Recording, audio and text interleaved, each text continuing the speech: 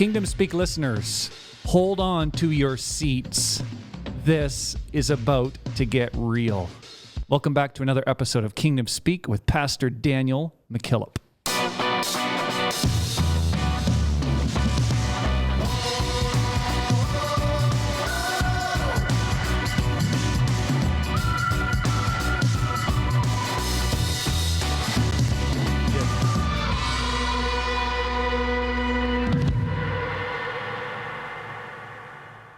Take a second and look under your seat, and if there's a gold star under your seat, you're going to win a new Kingdom Speak mug. Oh, yes. Yeah. Wow. Yes. So, All right. Is this like one for you and one for you, and here's a car? Yeah. You get a mug. You get a mug. Yeah. I wonder if somebody actually has a gold star under their seat. I hope not. Send us a picture on social media, and we'll have to send you a mug, I guess. Yeah. If it's the seat out of their car and they've turned it over, they deserve a mug. Gold star or not. How's everybody doing? It's been a week. He's back at it. Yep. You got me on it last week, so here we go. Welcome back, everyone. It is officially fall. We have the fire burning in the center of the table. Everything I'm eating and drinking is pumpkin spice. Style in the vest. Producer Randy has the sweater vest on. Oh, yeah. It felt that way this morning. The leaves are changing. Yeah. Not only changing, did you notice coming in the entrance this morning, they're falling? Oh. Yeah, it's happening. So if you're listening to us under palm trees, we don't appreciate you this morning. No, we didn't pray for you. You're supposed to be praying for us. On our YouTube channel, we received this glowing comment that I had to share. Abby says, "At last, a new episode for this week. Fresh nuggets to chew and digest.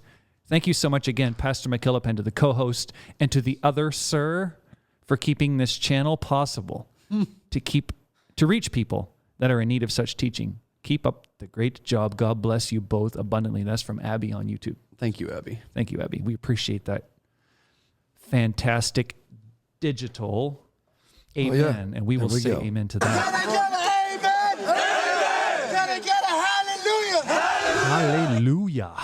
Yes. What's up with these seats? I don't know, but yours is too high. Is it? Yes. I'm not moving it, so you're going to have to do something. All right. He just thinks he's better than the rest of us. Yeah. He's sitting in a chief seat. Yep. Hmm. Probably got a gold star under it. Yeah. Seats. Hold on to your seat. We're going to talk about it today. You might lose it before the podcast is over. You know, I remember going to, I'm trying to remember the name of the place, maybe Universal Studios or something like that when I was a teenager. Mm-hmm. We went into this show where you put the 3D glasses on and it's this very interactive experience. And they had, like dogs.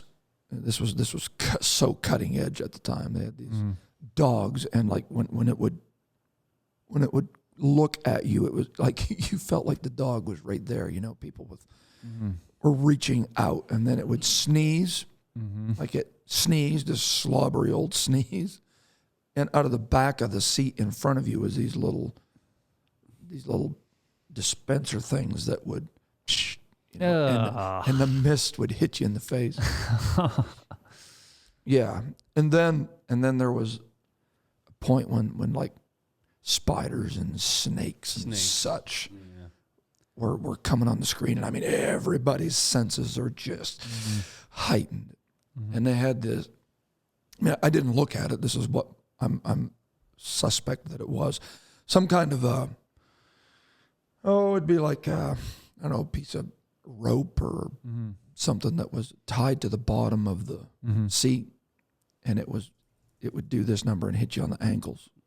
So it makes you feel like you're... And man, you'd feel that thing hitting your ankles just about time that snake comes slithering by. It's gross.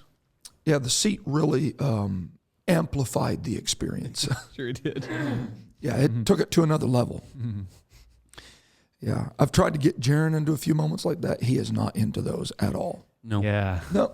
I don't blame him, man. No. Not a fan. So That was probably, I think, is that the I Shrunk the Audience? Is that the one?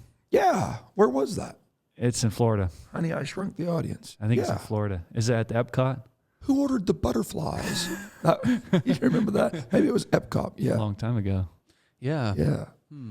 Yeah. That was a Were while you ago. Do you even know what Epcot is? That was like Epcot is. the Epcot totally Center? like probably 1990s or something. I was there in 1990. Oof. Yeah.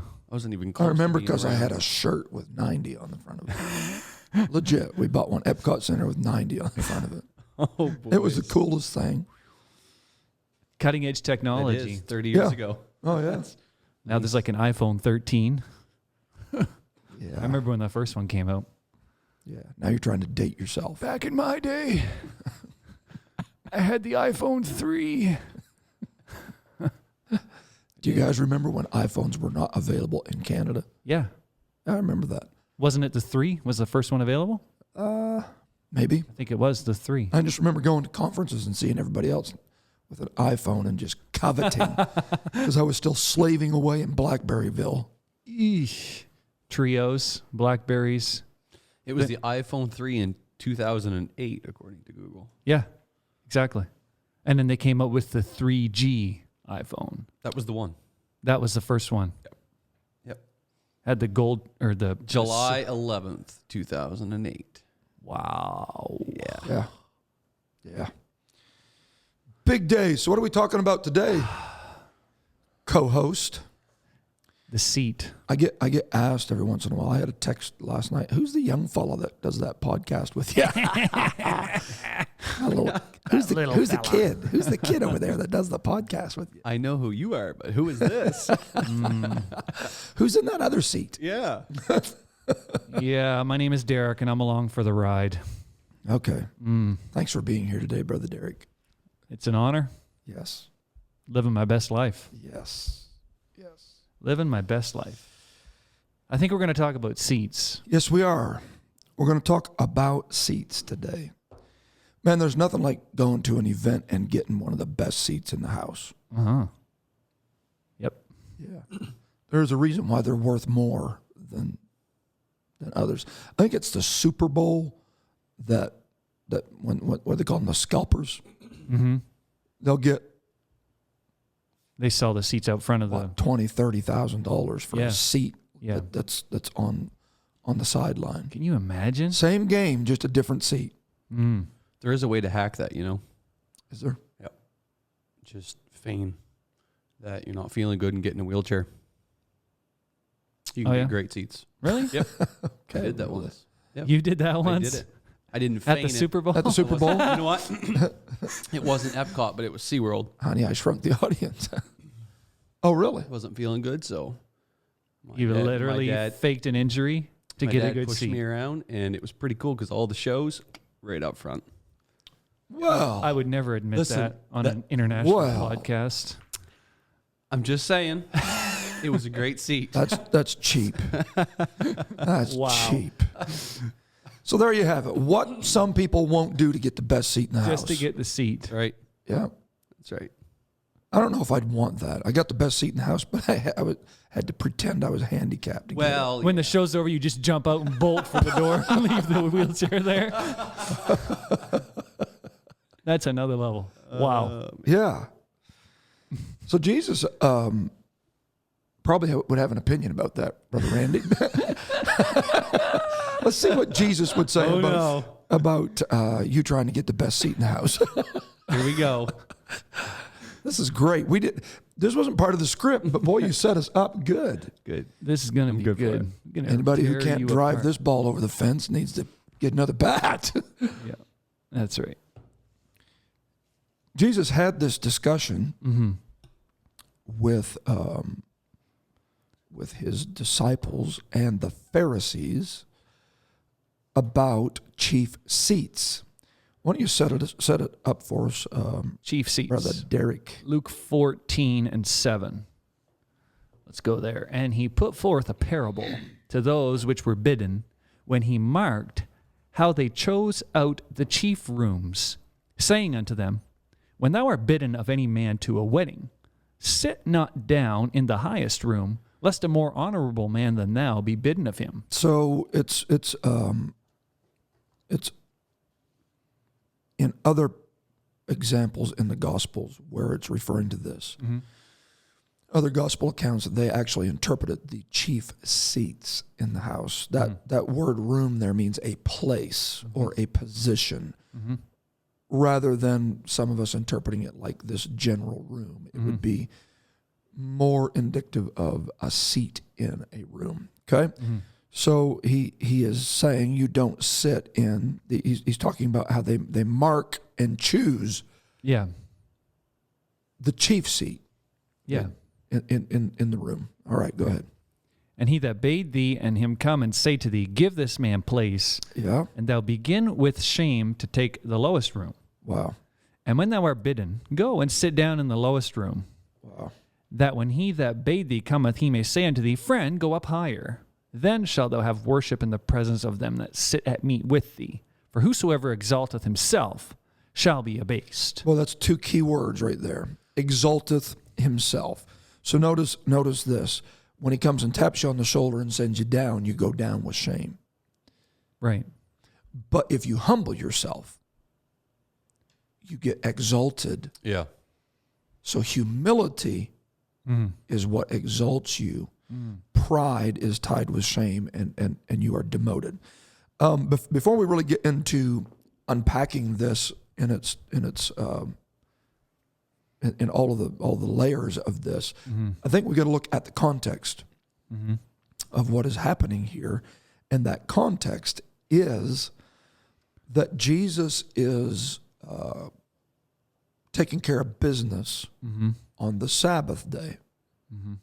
Okay, and there is this view. I don't know if you guys have ever read your Bible or not. Well, But have you ever noticed? It's on the list. Is it after Jordan Peterson or? Yeah. he's choking. Yeah, he is. Yeah. So there are frequent accounts where there is a sparring with Jesus and the Pharisees over the Sabbath. Oh, yeah, all the time. And I hate to mess up folks' perception of who Jesus is, but the reality is Jesus never shied away from confrontation. No. He was a long-suffering, gentle, loving, selfless. I mean, Calvary says it all. But when it comes to the work of the devil, he thought nothing of destroying stuff. When it came to the temple being maligned, the purpose of the temple being maligned, he had no problem braiding a whip and kicking over tables and taking care of business. And if Jesus picked up that there was a raw spot or a sensitive area, especially amongst the legalistic, the scribes, the Pharisees, he would rub it. He would rub it. He was intentional about healing people on the Sabbath just to try to get a raise out of the Pharisees. That was the whole purpose. Yeah. And he understood. You know, Jesus understood that he was the Lord of the Sabbath. Okay, so they're taking him to task over the day that he made for man, not the man that he made for the day. They had completely flipped the script, misunderstood what the purpose of the Sabbath was all about. And Jesus would just go, stretch forth your hand. And they would be seething. And he had to know that I'm going to do this, and these guys are going to get triggered when I do this. And he did it anyways. Yes. And the deal is they loved what he was doing. They just hated how and when he was executing it. Exactly. They wouldn't have had a problem with it on Monday. Oh, that is so huge, man. So yeah, good job with the healing. That's nice. Yes. But we just hate how That was played very well. Yeah. Yeah. You really should talk to us about how you do these things. And did you know that the Sabbath is not really the best time to do it? Right. Right. Right. Well, according to the law. Yes. Yash. Yeah. And that's exactly what it was. The legalistic view. So we want to bring you the cases that we can't resolve, the sicknesses that need supernatural intervention. We want you to raise our dead, open our blinded eyes, heal our leprosy, but we don't want you to do it on the Sabbath. There was this confrontation, and so at least the gospel writers, he may have done a lot of healing on other days, but boy, the gospel writers sure took note of it when he did it on the Sabbath.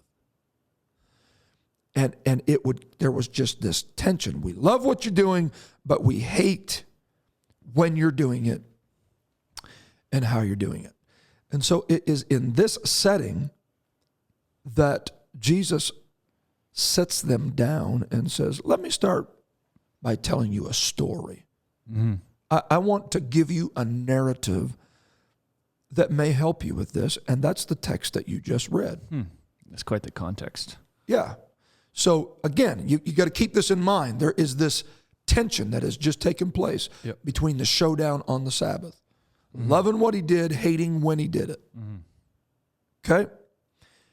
And now Jesus starts telling them a story. And the story is that you get an invitation to a feast. You come to the feast, and when you step into the room, you survey the room, and you look for the best seat in the house, and if you have to limp to get it,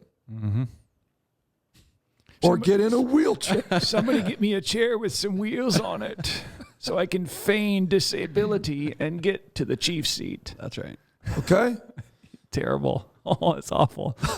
The more I talk about it, the worse it is. Yes. Yeah. But you want that chief seat. You want that seat. It's the best seat in the house. There is something about the appeal of honorable positions within the room that there's a magnetism. Our human condition is magnetized to getting the maximum that we can out of the setting that we find ourselves in. I've heard this and read about this concept in a lot of leadership material, but you've got to learn how to read the room that you're in. Have you ever been in a room with someone that does not know how to read the room that they're in? There's nothing more irritating than seeing somebody, you're sitting in the middle of the room at your spot, and you can just see the guy come through the door and go for that chief seat. Oh, he owns the room. He owns the room. And those people don't have, maybe they do, and they're just doing it anyway, but they don't have a clue about everyone else in the room. No. It's all about me, where I'm going. Absolutely. And those that are vying for it, okay, for that chief seat, that position, those that are vying for that think that because that they were invited, they're the most important person on the guest list. You have to process that and think that way. You may not have said it and sold it to yourself in that exact fashion, but you quickly scan the room and you look at yourself and you compare yourself with the room and you compare yourself with the manager of the feast and you say, well, I know he's got no more important friends than me. So I'm just going to go ahead and take this elevated seat. Right. Because I know that he didn't invite anybody else that's more important than me. Yeah, there might be a name tag with a different name on it. I'll just sit here anyways. Scratch that. You don't have the full guest list. No. Okay? And what Jesus is telling them is that you don't become so intoxicated on the fact that you are invited that you think you are the most important. Just because you are important enough to be invited does not mean that you are the most important person invited. Ouch. Yeah. Okay? Man, this hits us all. Yeah. It does. This hits us all. It this does. Is, so, if you're listening, I mean, we're talking about you, but we're talking about us. Like who doesn't get yourself in situations where when you look back, you're like, man, what was I thinking? What? Is humility not one of the chiefest virtues that is missing You're right. in our day? You're right. Where has humility gone? Yeah. The invitation should bring The humility. fact that you were invited should mean enough to you that if you have to sit in the nosebleed section, Right. you're just glad to be there. Right. And if you've been sorry to interrupt, but if think of the biggest, in your eyes, the biggest, most important, ideal person in your life. And those are the kind of people that when they go in the room, they just find the nearest spot and sit down. Yes. Right? Yes. Those are the kind of people those are the great people. Well, and that comes back to reading the room. I have been in rooms where I was just so happy to be there that I just wanted to sit down, shut my mouth, open my ears, and just enjoy the access to the room that was given to me. Okay? That's right. Just happy to be invited. Just glad to be invited. And again, I pull us back to the context of this. This is the Pharisees and the scribes who Jesus is saying, you're so arrogant, you are so proud, that you get invited to a feast, you come through the door, and you automatically assume that just because you're invited, you take preeminence. That's right. Okay? You're struggling with me. I am the Messiah. I'm not coming to abolish the law. No. I'm coming to fulfill the law. That's right. But they're feeling threatened. Right. Yeah. Okay. And Jesus is taking them behind the woodshed. He is letting them know there's a shift coming. The law is now going to take second seat to a new covenant that I'm going to be introducing. Yep. Right? That's right. You've given the law the chief seat. Yep. And you can't get over the fact that I'm healing on the Sabbath. But I'm bringing healing. This is what he read when he came out of the wilderness and he picked up the scroll. I have come. Never said nothing about the Sabbath. I am anointed to preach deliverance. I'm anointed to heal the sick. I'm anointed to open blind eyes. I'm anointed to heal the leper. That's why I'm come. The Sabbath never made it into the equation whatsoever. Right. He's the Lord of the Sabbath. But the Pharisees did not have the ability to read the room and go, someone more important than the Sabbath is here. Yeah. Someone more important than the law is here. And so they were continuing to give the law chief seat status in the economy and kingdom of God when one greater than the law was here, one Jesus Christ. Yep. Okay? Yep. Do you see what Jesus is doing here? So by saying that this applies to all of us, this affects us all. It affects every part of our life. The Pharisees in that moment did not have the understanding that one of the scribes who would later write nearly 2/3 of the New Testament, known as Paul the Apostle, when he would write in Galatians, Galatians 3:23. what did he say? But before faith came, we were kept under the law, shut up unto the faith which should afterwards be revealed, wherefore the law was our schoolmaster, to bring us unto Christ, Yes. that we might be justified by faith. Yes. But after that faith has come, we are no longer under a schoolmaster. Do you see that it was a shuffle? Jesus was taking the law out of the chief seat of preeminence from the Old Testament, that Mosaic law, and he was demoting it. He wasn't kicking him out of the feast. He was reprioritizing the seating arrangement and going, now I have the chief seat. This law was supposed to bring you to me. So the feast of the Old Testament that had been going on for a few thousand years, the door had creaked open, and another guest that the Pharisees didn't realize had been invited stepped into the room. Yep. And he was demoting them and their strict adherence to the jots and tittles of the law and saying, get out of my seat. In essence, that's what he was saying. Get out of the seat. The manager of the feast was tapping them on the shoulder and saying, I'm sorry, but one greater than you has just showed up. Bro, that's totally when Jesus, as a young man, reads the scroll. Yeah. And they all say, whoa, who is that? Yeah. He wasn't anyone of preeminence at that point. Right? Jesus didn't come in and demand the chief seats. He just had a way of getting there. He knew Yes. he knew where he was going. Yes. But he didn't walk in and say, "Hey guys, look at me." Yes. I'm 13 years old. If you wouldn't mind, just pick up your plate and move over there. I'd like to have that table. Right. Right. It's my dad's anyway. I'm here to take care of my father's business. Right. Exactly. There's also a great thing that we could really talk about here is legalism. Yes. That shouldn't be the chief seat in your life. Absolutely. And so those that refuse to relinquish their grasp on the law, again, that's not to do away with it. Right. It's to fulfill it. You need it, but not in the chief seat. But to maintain loyal, okay, let's say it this way. Don't give chief seat status.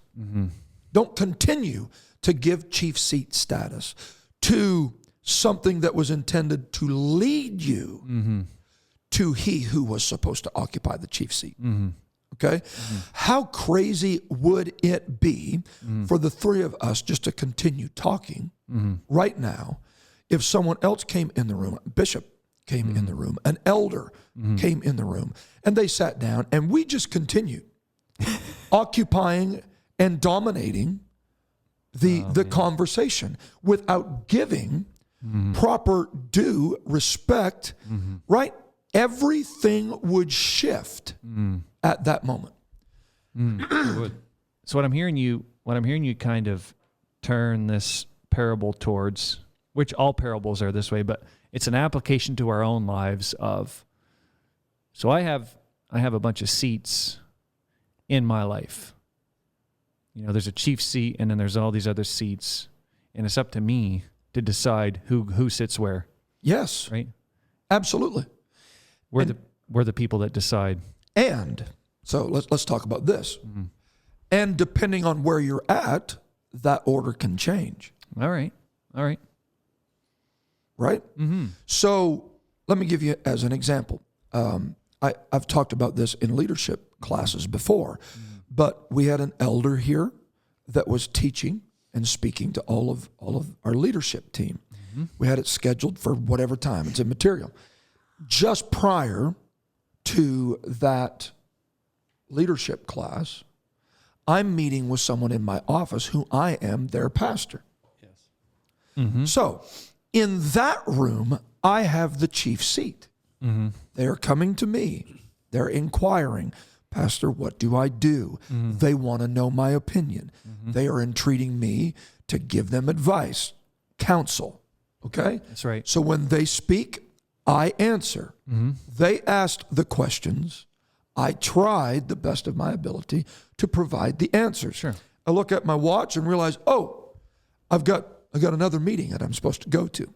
It's about 80 feet down the hall. I get up from the chief seat of that room. I walk down the hall and I step in, and the elder that is there and all of the other leaders that are under my leadership are in the room. But in that room, I don't have the chief seat.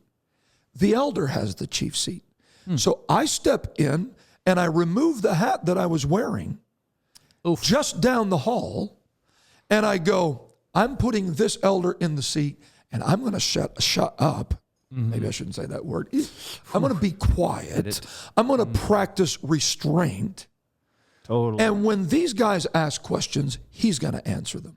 Down the hall, I was answering the questions. Do you see that there's it even gets to the point where, depending on the room that you're in, depending on the people that's part of the room, Totally. you may not have the chief seat in this room, but go 2 doors down and have the chief seat in that room. Well, and it's a diplomatic way to talk about reading the room, and it's also a way to say, it's not all about you, and you need to understand that you're not always the big cheese on everything. I'm saying that myself, right? Like, Absolutely. if you're going to be a success, you got to do what you just said. You got to look around and say, all right, what's the hierarchy here? Yes. And be comfortable to say, look, I'm not in charge, and that's okay. Well, okay, you guys have heard me say this before, but if you've never been in a room that makes you want to be quiet Exactly. and listen, then you need to start getting into some different rooms. That's right. If every room in your life you occupy the chief seats, you need to build another house, move somewhere else, get in another room. Bless God, I'm just going to stay home because I'm the man of the house. Well, exactly. Yeah. Narcissist. There's something about getting in a room where you're in a league where the men that are talking so challenge you, the voices speaking so challenge and almost intimidate you, not by their spirit, but by your respect for them, that you go, my God, I want to learn. Paul is one of the chief apostles, but he sat at the feet of Gamaliel. Exactly. Okay? You don't want to hear somebody that doesn't know how to sit at the feet of somebody else. And that's not being a chameleon and just changing your Hypocritical. stripes. That's understanding what's going on. You got to have that awareness, right? Let's go ahead and throw another complication in it. You can't even have... I remember being somewhere between the Atlantic and the Pacific. Well, it was somewhere. You've narrowed it down. Yes. I think I know where you're talking. Yes. You know exactly where it is. Oh, my. Oh, no. Okay. And there was a pastoral, it was either an appreciation or a building dedication or something of the sort. Okay. And we were invited. And we were there. And I was honored to be there. And I was there with my dad. And there was probably 25 or 30 preachers that were there. And all of a sudden the door opens up. And one of the guys that were the guest speakers, who is a leader on an international level, okay, has influence. He steps into that pastor's office, and when he did, the whole room just gravitated to him. Okay? He is just a natural leader. He wasn't the pastor there. It wasn't his desk. It wasn't his office. It wasn't his church. Okay? So you immediately threw a hissy fit and got up and left. Yeah, no, the pastor did actually. He jumped up on his desk, started beating his chest, saying, "This is my seat. I'm in charge here." Yeah. Right? Yeah. Over here. Everybody start talking to me Over again? No, you're Like, right. this is all about me. Yeah. Totally. Right? And I told my dad when I got out of there, I said, I've never seen that before. That was the first time I experienced that. Where another level, he didn't demand it. There wasn't what's the town crier that runs ahead? Hear ye, hear ye. The most important man in the room just showed up. He didn't ask for it. He didn't request. It was just part of everybody in the room, including the pastor, that knew this is a leader amongst us. Yep. It was an amazing thing to experience. So everything about life is balancing the ability of managing the seats in your life. You got to know when you're supposed to occupy the chief seat, and you've got to know when you should let someone else occupy the chief seat. And Jesus is setting this discussion up. The two words that I want us to kind of remember as we're going through this is that they exalted themselves. Okay? Wow. They exalted themselves. Jesus is identifying the spirit behind why they're seeking out the chief seat. Boy. It's a spirit of self-exaltation. Now, if I may be so bold as to tell our incredible audience today, you better watch those that exalt themselves. Yeah, you got to watch it in yourself. Yeah. I hope I'm not on that list. That motivation, that runs with some bad company. And I think we're none of us are immune to it. No. You got to constantly check yourself to say, Right. am I pushing myself into areas here like, Right. oh man. Okay, let me run you through some biblical examples really quickly so that you know when you start feeling that spirit of self-promotion, ambition, nipping at your heels, okay, evil, selfish ambition. This is the company that you will find yourself in if you follow through with that spirit of exalting yourself. Let's start off with an easy one. Oh boy. Lucifer. Go. I will exalt myself. I will be like God. Man. Tough stuff. When you are determined, I'm going to get that chief seat if it's the last thing I do. Do you know? I'm trying to sugarcoat this as nice as I can. That's a hard fall. That's a demonic thing. Yeah. It's luciferic in its nature. And when you come out, look, you may scratch your way to the top for a brief encounter with that chief seat, but Satan fell like lightning. Gone. Pow. Wow. Okay? Adam and Eve exalted themselves. Pharaoh exalted himself. Korah and his company exalted themselves. Sennacherib exalted himself. Nebuchadnezzar exalted himself. Belshazzar exalted himself. Haman, that ended well. Yeah. That ended well. Ouch. Simon the sorcerer exalted himself. Herod exalted himself. That's 10 that we just could quickly grab, that when you allow that self-exalting spirit, that luciferic spirit to get a hold of you, I deserve the chief seat. Oh man. It's mine. The guy that's in it needs kicked out of it. The fact that you're even thinking that way, the fact that I would allow myself to think that way is troublesome. And I can. Exactly. I can. Exactly. I think if anybody that's listening to us, That's right. they better realize that spirit can get a hold of me. Yes. We're not talking about a healthy ambition here of, you don't want to hang around people that don't have ambition. No, for sure. Absolutely. So Absolutely. I don't think you're hammering people who just want to be a success. There's nothing worse than people that don't have ambition. Well, we're talking about, Selfish ambition. where at all costs, no matter what, Right. it's all about me. Okay, and when can we maybe say, let's throw this out and we'll unpack this further, and this may take us another episode to really mine it out. But when you find that spirit getting a hold of you, you can't be passive with dealing with that. You have to be aggressive with getting a hold of that spirit.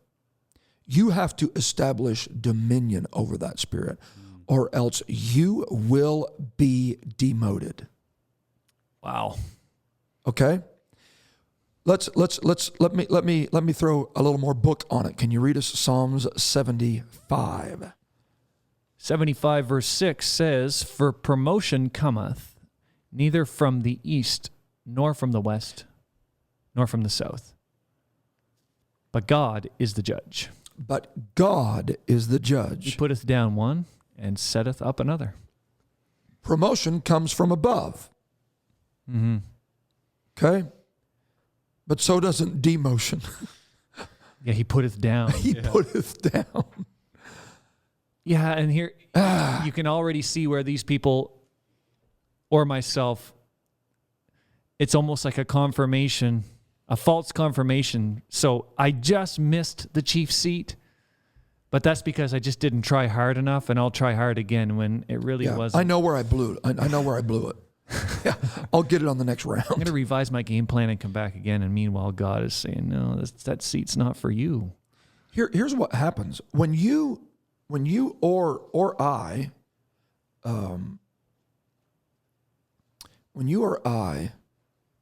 acquire the chief seat by way of ambition, okay, of selfish ambition, then we have to live our life with one eye over the shoulder, looking at the door all the time, wondering if someone better or more important is fixing to walk through the door. Selah. Boy, I sure hope he doesn't show up tonight because I'm in his seat. Yeah, so far so good. I hope the guy who really doesn't need the wheelchair shows up. Yeah. Because I'm sitting in it. Well. That's the truth. It's you can't really fully enjoy the chief seat because you're there, but you're always waiting for the manager of the feast to tap you on the shoulder and say, "Excuse me, I'm not sure who told you could sit there, but the governor just showed up." And, oh no! And the governor, I didn't know you invited the governor. That's the problem. You thought because you were invited, you were the most important. You just need to be happy to be in the room. Now, if you're sitting in the lowest seat and the governor shows up, you go, "Wow, I'm in the room with the governor." Yeah. Just enjoy your evening. Yeah. Right? This is a black tie gala that I, Mr. Commoner, have been given access to the governor. Wow. But if you're sitting too high and mighty and the governor shows up, you detest the fact that the governor showed up because all of a sudden you got tapped on the shoulder and you are no longer sitting in preeminence and you're missing out. And those people don't end up enjoying anything because they don't get the chief seat. We all know how the story ends. Right. And the seat they do get, they're discontented the whole time. You don't enjoy anything about the whole evening. Oof. I can remember playing the drums. See, the audience, they don't know my secret talents. You can play the drums? Bro, I was good. Okay. Look him up. Okay. Look him up. If you only knew how good I thought I was, Oh, yeah. you'd be impressed. Was that back with the iPhone 3 launch? Every musician thinks That was back when I would have been the ripe old age of 13 or 14. Okay. And I had been asked to play the drums in a church service. I can remember it. It was in our old building, and the drums were on the left-hand side next to the wall. We didn't have a fancy music pit. It was just get in there and get her done. Oh, yeah. And bro, I was getting her done. What were you guys playing? I can't remember. Don't remember the song? No. I don't like to remember anything about this. All I know. Oh, so this doesn't end well. No, it doesn't. Oh, okay. I think I know where this So is take going. us to the banquet. And so here I am. I had been invited to play the drums. My dad was leading the service. The That's governor. worse. The governor of the feast. That's worse. Every musician knows where this is going. Oh, yeah. Yep. My older brother Darren was, I think maybe at the back. I don't know if I don't know why he wasn't playing, but in retrospect, I was not better than he was. At the moment, I Felt it. felt like I could show him a thing or two. And I was full ham sending it, man. It was happening. Chops. Yeah. And all of a sudden, I missed it. I didn't see it. And I think that might have been part of the problem. I wasn't watching my dad. Wasn't watching the governor. Yeah. And all of a sudden, I see my brother coming in my peripheral vision. And he just kind of comes around the side of the drums and Gave you the nudge? took the drumsticks mid-song, and I got demoted. Well, there now. Promotion cometh neither from the east nor the west, but from above. I was invited and demoted. Like that. Just like that. One more drum roll, Pastor. There Yes, he goes. thank you. Thank you. And with a flushed face, Yeah. with shame, as the scripture says, I left the drum stool and went back to the church pew. And now I'm watching someone better than I occupy the seat that I thought I was qualified to take. To maintain spiritual, emotional, relational equilibrium, Oh, yeah. it requires that we as individuals master maintaining control over the people, the issues, the attitudes Yep. in our life, and we don't give them chief seat status. If I'm going to keep that equilibrium, I've got to make sure that the wrong people, the wrong attitudes, the wrong situations do not exalt themselves into a chief seat position in my life. That's key. If your life is running, let's talk about relationships a bit. It may be a good question to ask yourself, why am I allowing that person that kind of control in my life? Why am I granting them chief seat status in my life? You know, relationships are pretty tricky. Oh, man. They are. They sure are. You've got to know who you are, and we kind of tapped into this a few moments ago. But let us put a little more shoe leather on this principle. So I'll use myself as an example, and please substitute all of your own roles in there as we're talking about this. Okay, I am a pastor. I have the privilege of traveling periodically, guest speaking in other pulpits. I am a husband. I am a father. I'm a brother. I'm a son. You're a drummer. Thank you. Don't forget it. Thank you. Podcaster. Hey, I'm a podcaster. Okay? I'm a mentor. I've About to be a moose hunter, Right. right? For Come our audience. on, Actually, when somebody. you hear this, I will be moose hunting. Pastor Daniel McKillop, hopefully, will have already slain a giant Canadian moose in Canadian fashion. Oh, yeah. You're a natural. You got this. I'm a natural. Oh, yeah. I am going with some other guys that occupy the chief seat in this scenario. You're not calling the shots, are you? No. Or the moose. We've got a great hat for you. Yeah. If you only had an orange hunting Only hat. had a Bass Pro style Well, Oh, man. It's gonna be blaze so good. orange. well, Moose on the loose. yes. Yes. Mm-hmm. So when in order for me to keep a proper balance of all of the hats or all of the chairs in my life, if I want my life to be successful, I have got to learn to manage and prioritize all of the seats. Yeah, definitely. So key. This is the non-issue,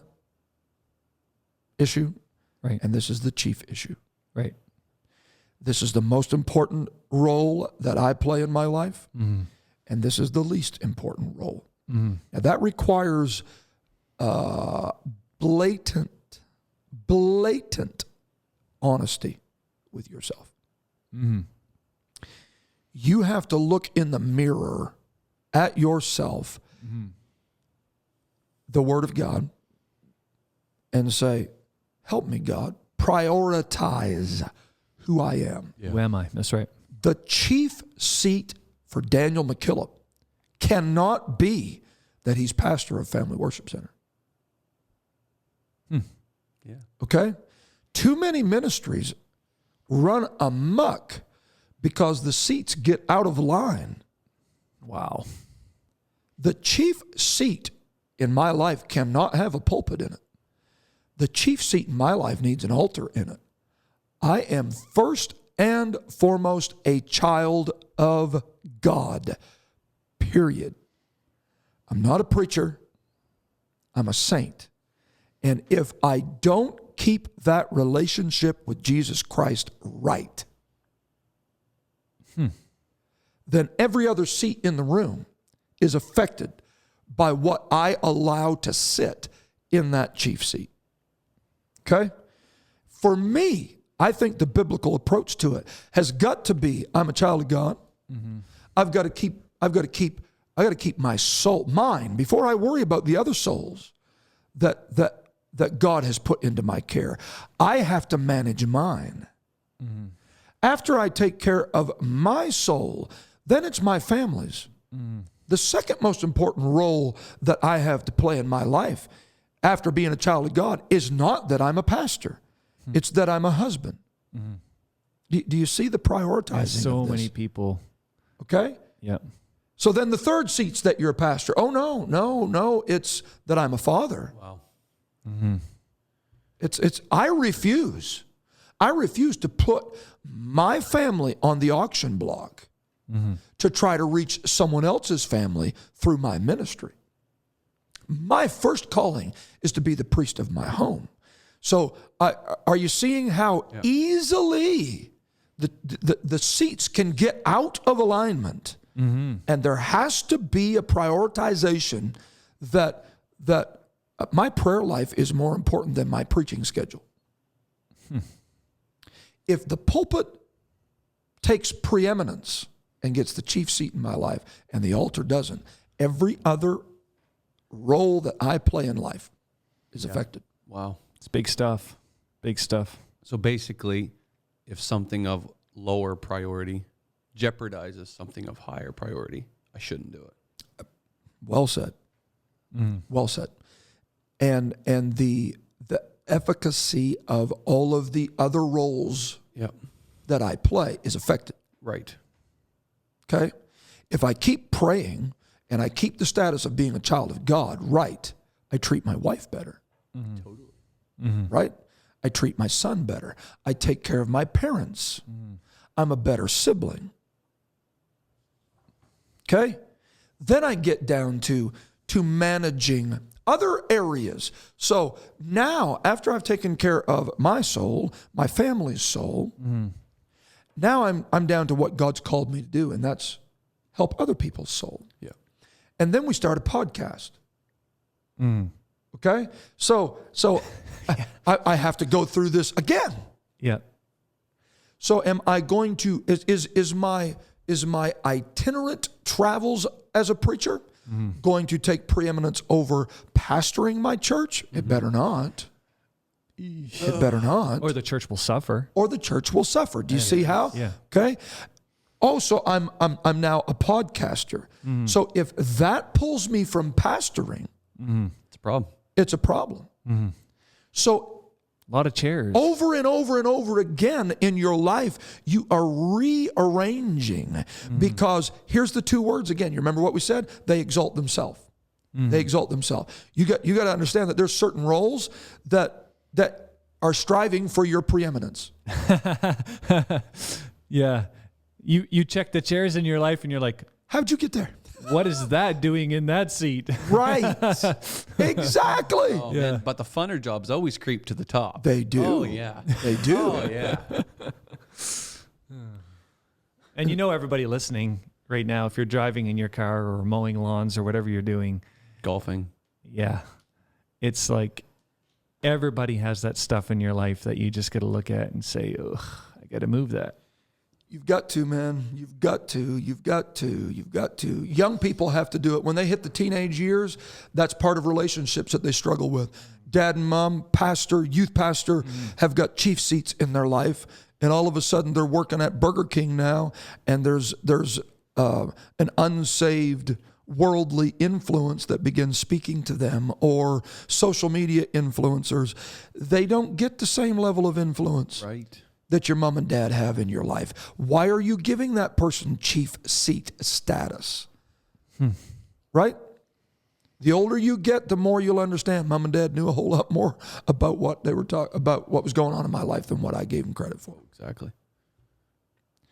And this is really why even Paul said, like what we were just talking about, he said, I think it would be best.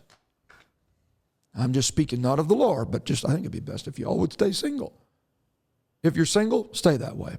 If you're married, stay that way. Why? Because he that is single can care for the things of the Lord. Mm-hmm. He has nothing else to care for. But the moment that he gets married or she gets married, she has to care for the things of the world. Other chairs are thrown into the mix. Mm-hmm. Your ministry. Or there should be. Or they should be. That's right. That's right. This is so good, Pastor. That's it. Yeah. I think we're going to have to do another episode, folks. Yeah, let's wrap it up. Yeah.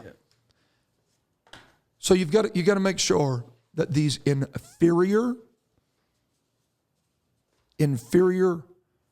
Okay, let me say this as we wrap up, and we'll tag in with this when we do our next episode. Mm. You got to be the manager of your feast. Oh, you determine who you invite to the room. Very good.